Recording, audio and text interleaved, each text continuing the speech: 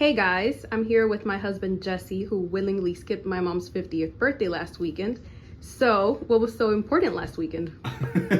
Well, what was very important was last weekend was Yu-Gi-Oh! Nationals, and I got top 64, and unfortunately I lost to somebody in the top 64.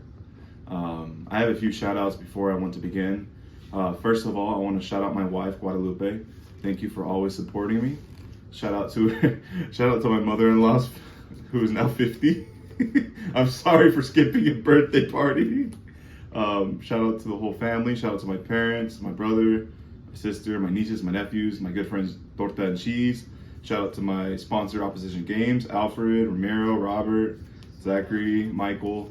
Shout out to everyone from DFW. Shout out to Cameron for also topping the event.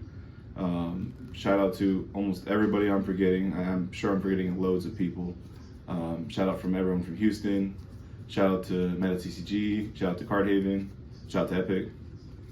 And I think that is it for my shout outs. I'm sorry if I'm forgetting you. Blast me up in the comments. But this past weekend, funny enough, I was working on a branded Despia deck, and I kind of fell asleep like 3 minutes before deck lists were due, and my deck list is pretty complicated, not like the normal Despia deck. So I had to literally submit something that was the easiest possible, and I played a deck that people know that I hate, and it's tira. So this is the deck list that I played.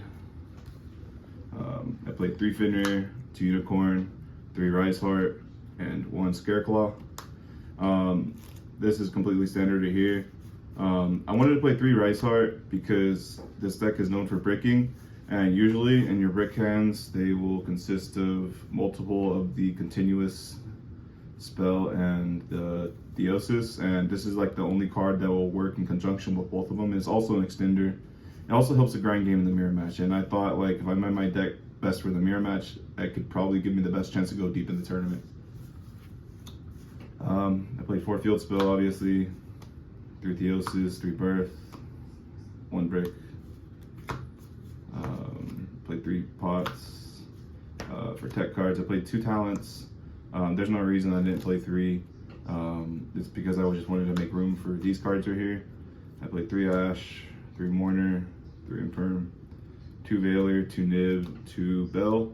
The reason I played the tools on these is because they were pretty decent in combination with everything else, but they weren't like the strongest on their own. I wanted Bell to be there for Labyrinth because I really was like scared of that deck.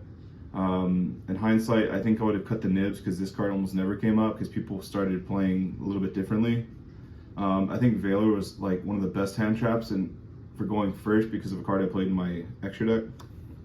But I think the hand traps overperformed definitely. They were very strong, even when you were breaking boards, just like drawing one for your turn, breaking a board, and then having one for the crackback. It's really nice. That's it for the main deck.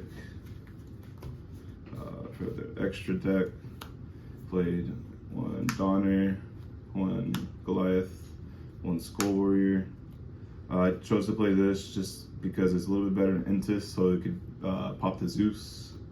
1 Omega and 1 Baron. The Omega was the reason I liked Veiler a lot, because sometimes when you'll summon like Fenrir, you can search Unicorn and also Veiler, make the Omega, rip a card from their hand, and you still can summon your Unicorn, so it clears that spot. So I thought that card was very strong. I did that a lot every time I saw Veiler. 2 Shangri-La, 1 Rise Heart. I almost never made this card. I only really made it going second when I wanted to have like a bigger material Rise Heart, but I was never ending on this card because I never just wanted to play into the mirror match. Played 2 Big Eye, 1 Draco Sack, 1 Dark Armed. 2 of these almost never came up. This card was really nice to add in Floodgates, and I think I would have chose to play 2 of this over 2 Big Eye in the future. And then I played one of the, I forgot his name. It's number 77, I think it's 1,000 Blade, something like that. It's the one that prevents targeting and destroys a card. That card was crazy for making Zeus all weekend. And then 2 Zeus. Oh no, make no changes to the extra deck other than maybe plays the 2nd Dark Arm somewhere.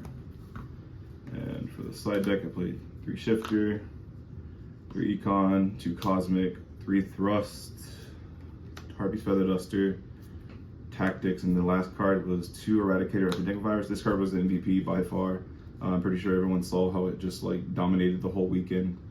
I would definitely find a way to play 3. I only wanted to play it with thrust because I thought it was better than anti-spell, it's better than mirror match, it's better if you're like top decking, you draw like a playable card, and it's definitely better going second against Labyrinth. All these cards here are really nice except Shifter. Even when I drew it, I just felt like I didn't really need it. I would rather it had been like a hand trap to like prevent them from doing stuff rather than, you know, like just delaying the inevitable. But everything here was crazy. Definitely play 3 of this in the future, but I don't see myself playing this deck in the future. And that is it. Thank you for watching.